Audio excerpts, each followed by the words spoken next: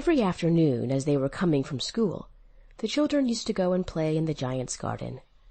It was a large, lovely garden with soft green grass. Here and there over the grass stood beautiful flowers like stars, and there were 12 peach trees that in the springtime broke out into delicate blossoms of pink and pearl, and in the autumn bore rich fruit. The birds sat on the trees and sang so sweetly that the children used to stop their games in order to listen to them. "How happy we are!" they cried to each other. One day the giant came back. He had been to visit his friend the Cornish ogre, and had stayed with him for 7 years. After the 7 years were over, he had said all that he had to say, for his conversation was limited, and he determined to return to his own castle. When he arrived, he saw the children playing in the garden. "What are you doing here?" he cried in a very gruff voice, and the children ran away. "My own garden is my own garden," said the giant. "Anyone can understand that, and I will allow nobody to play in it but myself." So he built a high wall all around it and put up a notice board. "Trespassers will be prosecuted." He was a very selfish giant. The poor children had nowhere to play. They tried to play on the road, but the road was very dusty and full of hard stones, and they did not like it. They used to wander round the high wall when their lessons were over, and talk about the beautiful garden inside. "How happy we were there," they said to each other. Then the spring came, and all over the country there were little blossoms and little birds. Only in the garden of the selfish giant it was still winter. The birds did not care to sing in it, as there were no children, and the trees forgot to blossom. Once a beautiful flower put its head out from the grass, but when it saw the notice board it was so sorry for the children that it slipped back into the ground again and went off to sleep. The only people who were pleased were the snow and the frost. "Spring has forgotten this garden," they cried, "so we will live here all the year round." The snow covered up the grass with her great white cloak, and the frost painted all the trees silver. Then they invited the north wind to stay with them, and he came. He was wrapped in furs, and he roared all day about the garden, and blew the chimney pots down. "This is a delightful spot," he said. "We must ask the hail on a visit." So the hail came. Every day for 3 hours he rattled on the roof of the castle till he broke most of the slates, and then he ran round and round the garden as fast as he could go. He was dressed in gray, and his breath was like ice. "I cannot understand why the spring is so late in coming," said the selfish giant, as he sat at the window and looked out at his cold white garden. "I hope there will be a change in the weather." But the spring never came, nor the summer. The autumn gave golden fruit to every garden, but to the giant's garden she gave none. "He is too selfish," she said. So it was always winter there, and the north wind and the hail and the frost and the snow danced about through the trees. One morning the giant was lying awake in bed when he heard some lovely music. It sounded so sweet to his ears that he thought it must be the king's musicians passing by. It was really only a little linnet singing outside his window, but it was so long since he had heard a bird sing in his garden that it seemed to him to be the most beautiful music in the world. Then the hail stopped dancing over his head, and the north wind ceased roaring, and a delicious perfume came to him through the open casement. "I believe the spring has come at last," said the giant, and he jumped out of bed and looked out. What did he see? He saw a most wonderful sight. Through a little hole in the wall the children had crept in, and they were sitting in the branches of the trees.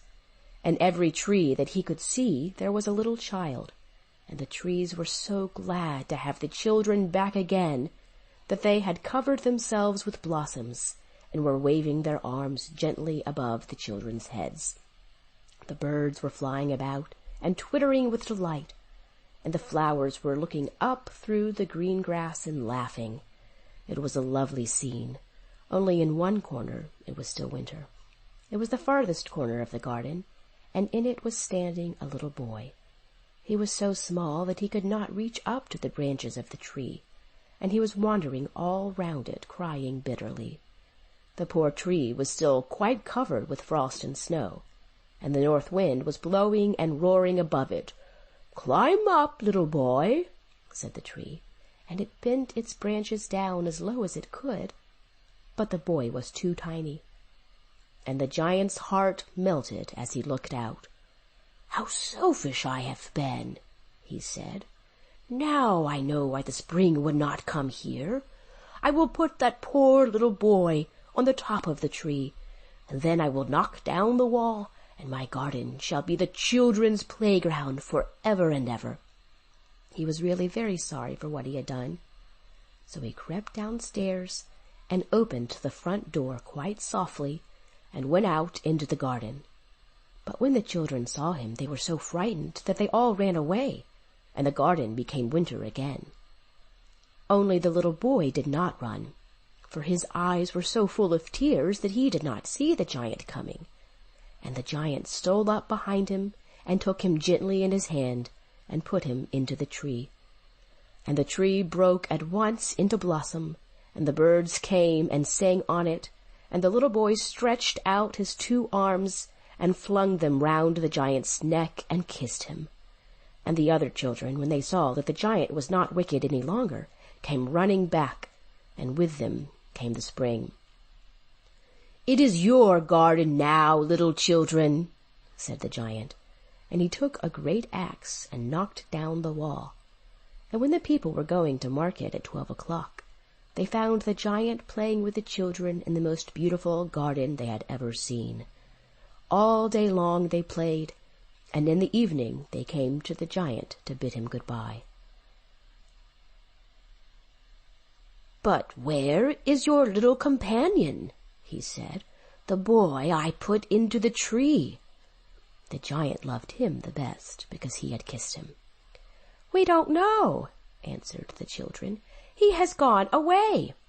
"You must tell him to be sure and come here tomorrow," said the giant. But the children said that they did not know where he lived and had never seen him before, and the giant felt very sad. Every afternoon, when school was over, the children came and played with the giant, but the little boy whom the giant loved was never seen again. The giant was very kind to all the children, yet he longed for his first little friend, and often spoke of him. "How I would like to see him," he used to say. Years went over, and the giant grew very old and feeble. He could not play about any more, so he sat in a huge armchair and watched the children at their games and admired his garden. "I have many beautiful flowers," he said, "but the children are the most beautiful flowers of all." One winter morning he looked out of his window as he was dressing.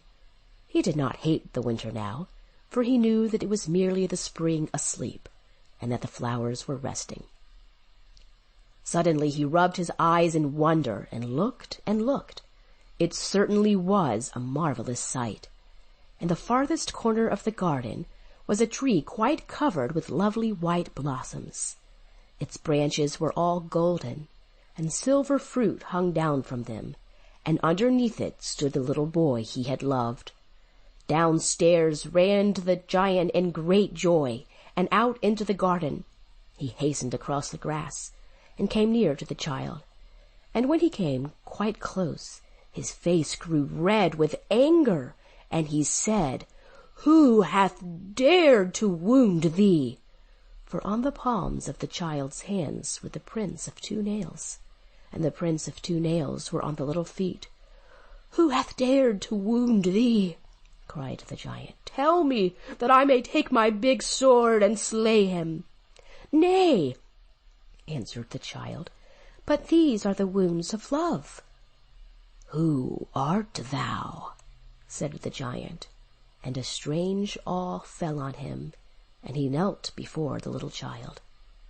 And the child smiled on the giant and said to him, "You let me play once in your garden. Today you shall come with me to my garden, which is paradise. And when the children ran in that afternoon, they found the giant lying dead under the tree, all covered with white blossoms.